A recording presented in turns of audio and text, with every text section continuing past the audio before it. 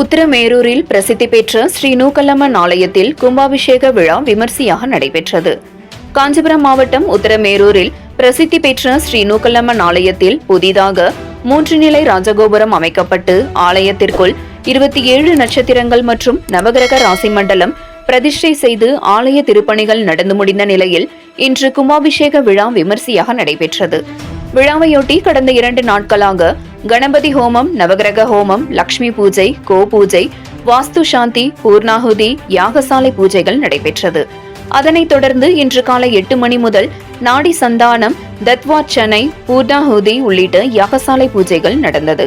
பின்னர் காலை 10 மணியளவில் சிவாச்சாரியார்கள் தலைமையில் இசை மேள வாத்தியங்களுடன் யாகசாலையிலிருந்து கலசம் புறப்பட்டு கோவிலை சுற்றி வந்து விமான ராஜகோபுரத்தின் மீது புனித கலச நீர் ஊற்றி கும்பாபிஷேக விழா விமர்சையாக நடந்தேறியது.